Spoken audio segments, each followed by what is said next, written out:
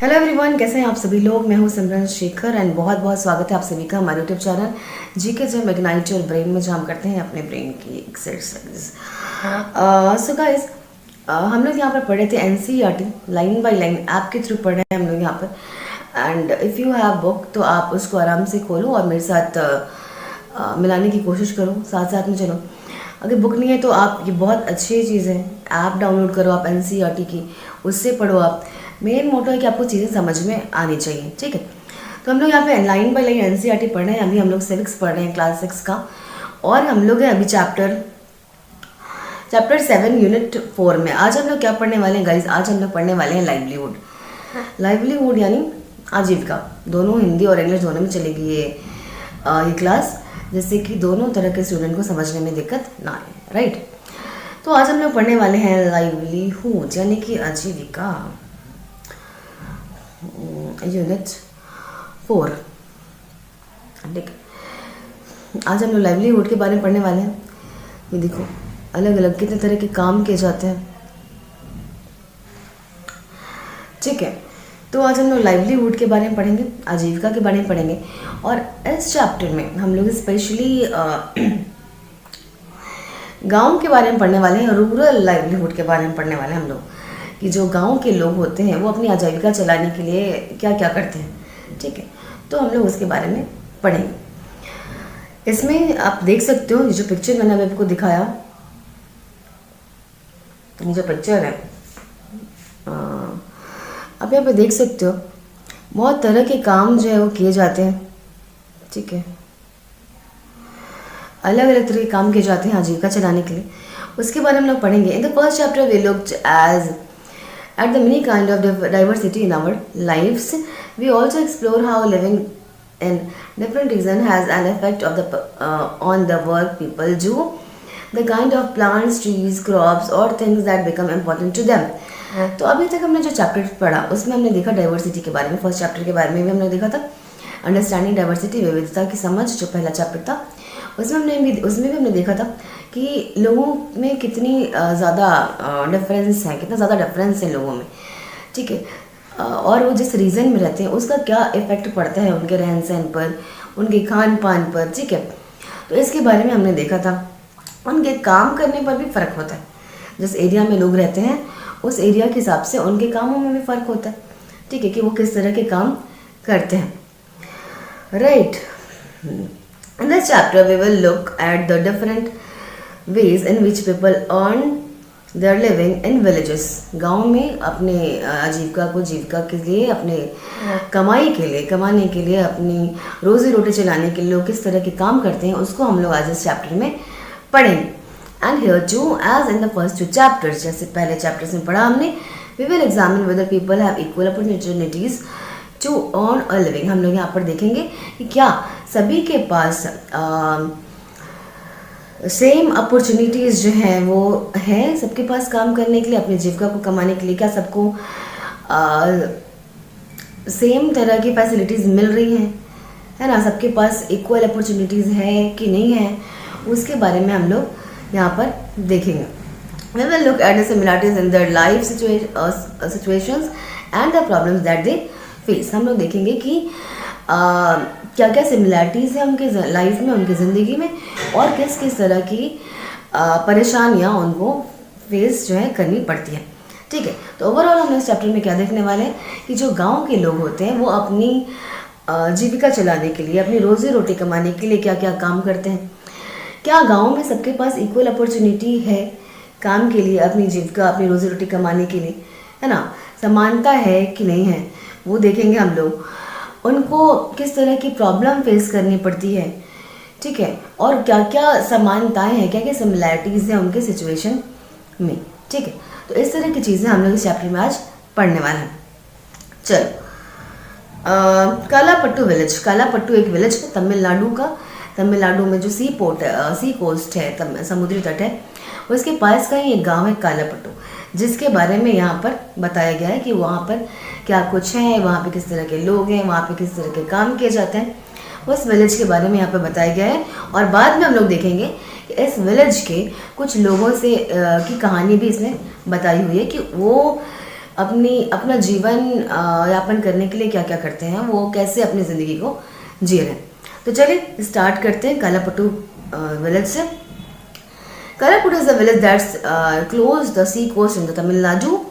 People here do many kind of work, right?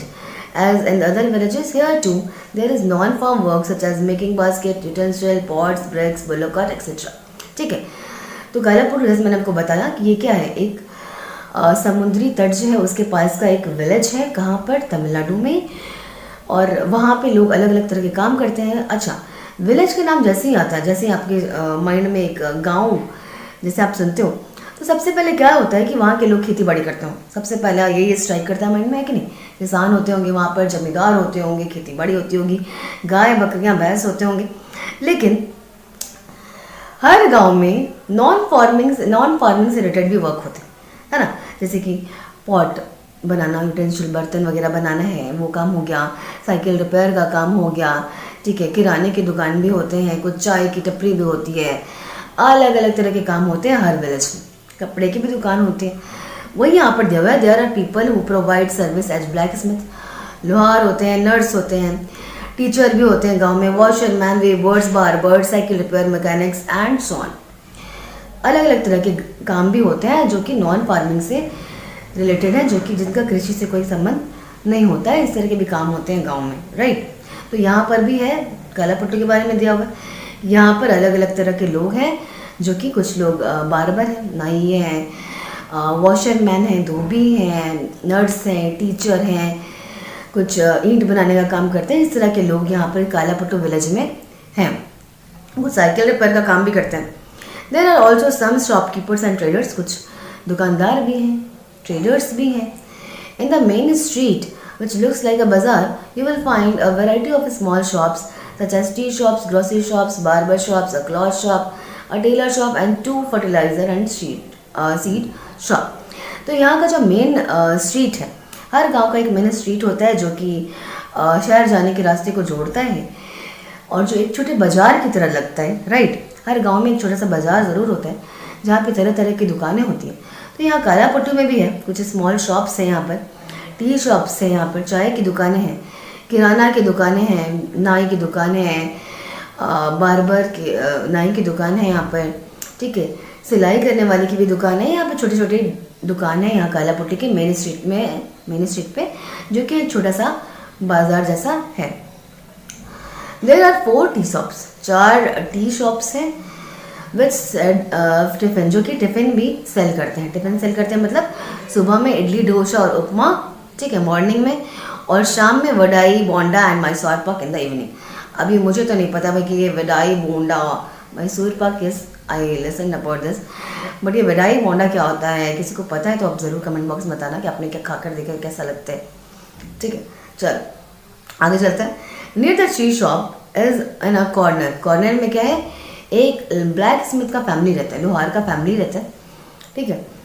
whose homes or serves as their workshop, जो उसके जो वही काम करते हैं, लोहार का ही काम करते हैं। नेक्स्ट टू देयर होम, उनके घर के पास ही in a cycle repair hire and repair shop, क्या है, एक साइकिल को बनाना, साइकिल जो पंक्चर वगैरह बनाते हैं उसकी दुकान है, ठीक है। ये लोहार की दुकान के बगल में 2 families earn a living by washing clothes, 2 ऐसे घर भी हैं जो कि कपड़े धोकर अपनी जीविका चलाते हैं। There are some people who go to the nearby town to work as construction worker and lorry driver. कुछ ऐसे परिवार भी हैं यहाँ कालापट्टी में जो कि पास के विलेज में जाते हैं, जो पास का जो शहर है वहाँ जाते हैं और काम करते हैं कंस्ट्रक्शन, जैसे कि कोई बिल्डिंग वगैरह बन रहा है शहर में तो वहाँ जाकर ईंट ढोने का काम हो गया, या मिस्त्री वगैरह का जो काम हो गया, वो लोग वो सब काम करते हैं, या फिर ड्राइवर का काम करते हैं। तो ऐसे परिवार भी हैं कालापट्टू में जो कि पास के शहर में जाकर भी काम करते हैं, ठीक है। The village is surrounded by law hills, ठीक है, छोटी छोटी पहाड़ियों से घिरा हुआ है ये जो कालापट्टू विलेज है वो। Paddy is the main crop that is grown in irrigated land, जो पैडी है वो मेन क्रॉप है यहाँ का, पैडी मेन क्रॉप है यहाँ का जो कि इरिगेटेड लैंड में बोया जाता है, और ज़्यादा जो फार्मर्स हैं वो पैडी को ही लगाते हैं, ठीक है। Most of the families earn a living through agriculture. और जैसा कि हर गांव में होता है कि ज़्यादा से ज़्यादा फैमिली क्या करती है, एग्रीकल्चर, कृषि पर डिपेंड होती हैं ना। There are some coconut groves around, cotton, sugarcane and plantain are also grown. ठीक है, ये सब भी है, पेड़ भी होते हैं कुछ, जैसे कॉटन का हो गया, कोकोनट का हो गया, मैंगो का हो गया, तो ये सारे पेड़ भी होते हैं जिसके फल आते हैं, तो उसको बेचकर लोग अपनी रोजी रोटी कमाते हैं। तो इस तरह के पेड़ भी लगे होते हैं हर गाँव में, right. Let us now meet some people who work in the field in Kalapattu and see what we can learn about farming from them. तो जैसे मैंने स्टार्टिंग में बताया था कि कुछ लोगों से यहाँ पर बात भी करेंगे हम लोग, उनके बारे में जानेंगे, बात नहीं करेंगे, उनकी ज़ुबानी, उनकी कहानी सुनेंगे हम लोग यहाँ पर कि वो क्या क्या काम करते हैं, और जानने की कोशिश करेंगे कि फार्मिंग के बारे में कुछ जानने की कोशिश करेंगे कि उनको क्या क्या फेस करना पड़ता है, प्रॉब्लम्स, राइट। सबसे पहले तुला साई की। तुला साई एक वुमेन है, राइट, जो कि काम करती है एग्रीकल्चर में, राइट। तो वो अपनी कहानी बता रही है यहाँ पर, चलो सुनते हैं तुला साई क्या कहती है। All of us here work on Ramalingam's field. हम सब रामलिंगम के फील्ड में काम करते हैं। वो अपने परिवार के बारे में बता रही है। ये शायद ऐसा कुछ फैमिली तो नहीं लिखा है, बट हाँ, it is written over here that all of us work on Ramalingam's field. हम लोग, रामलिंगम हो सकता है बड़ा किसान होगा, ठीक है, जिसके पास बहुत ज़्यादा ज़मीन होगी, तो हम लोग सब उसके फील्ड में काम करते हैं। He has 20 acres of paddy field in Kalapattu. उसके पास कालापट्टू में पैडी फील्ड का 20 एकड़ ज़मीन है। हम लोग उसी के ज़मीन पर काम करते हैं। Even before I was married, I used to work on paddy field in my parental village. जब मेरी शादी नहीं हुई थी तभी मैं अपने पिता के गांव में पैडी के फील्ड में काम किया करती थी। I worked from 8:30 in the morning till 4:30 in the evening and Karuthama Ramalingam's wife supervises us. हम लोग यहाँ क्या करते हैं कि सुबह 8:30 बजे से लेकर शाम में 4:30 बजे तक काम करते हैं, ठीक है। ये अपने बारे में बता रही थुला साई, ये रामलिंगम्स का जो विलेज है वहाँ पर सुबह 8:30 बजे से लेकर शाम 4:30 बजे तक काम करती है। और जो रामलिंगम की जो वाइफ है करुथामा, वो इन्हें सुपरवाइज करती हैं कि ये लोग अपना काम ठीक से कर रहे हैं या नहीं कर रहे, right. Now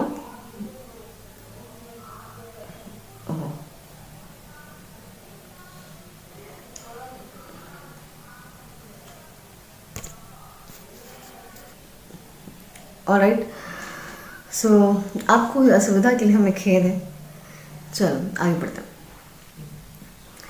There is one of the few times in the year that I find regular क्या रुको, सुपरवाइज करती है। This is one of the few times in the year that I find regular work। ये ऐसा काम होता है जिस समय हमें प्लांटिंग करनी होती है, रोपना होता है पैडी को, ठीक है, तो उस समय हमें रेगुलर काम मिलता है।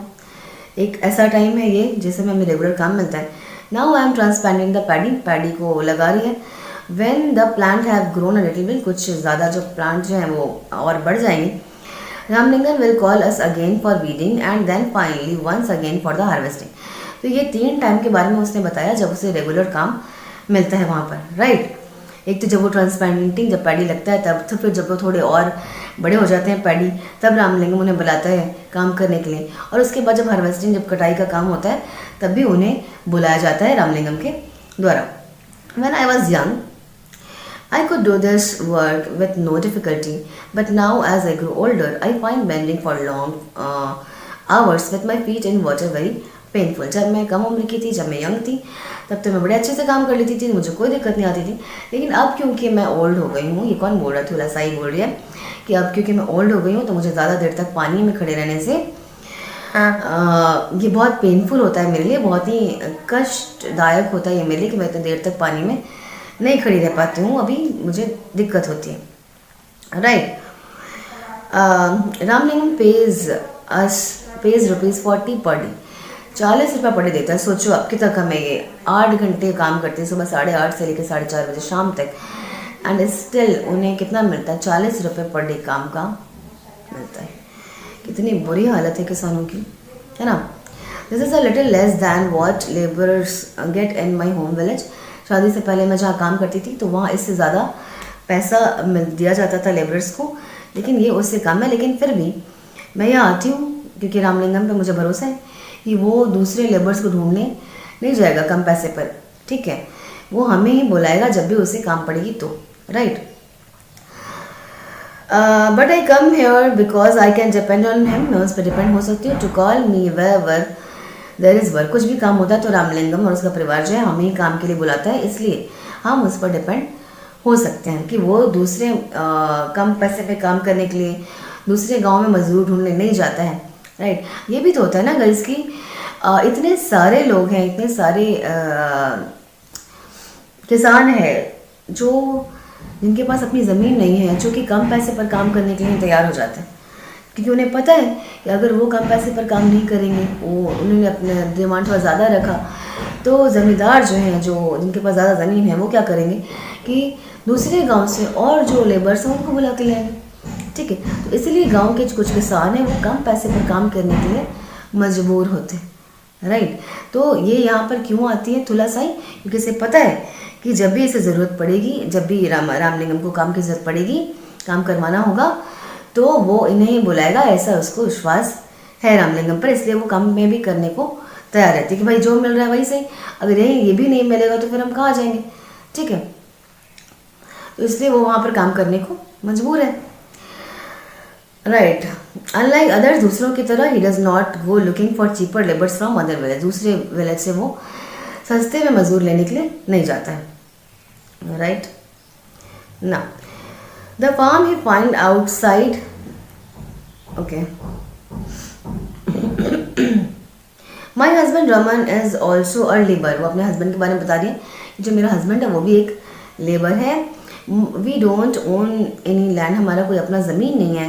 During this time of the year he sprays pesticides, वो क्या करता है, कीड़ा मारने की जो दवाई होती है पेस्टिसाइड्स, उसका छिड़काव करता है खेतों में। When there is no work on the farm, he finds work outside, जब खेतों में कोई काम नहीं होता है तो वो बाहर काम ढूंढता है।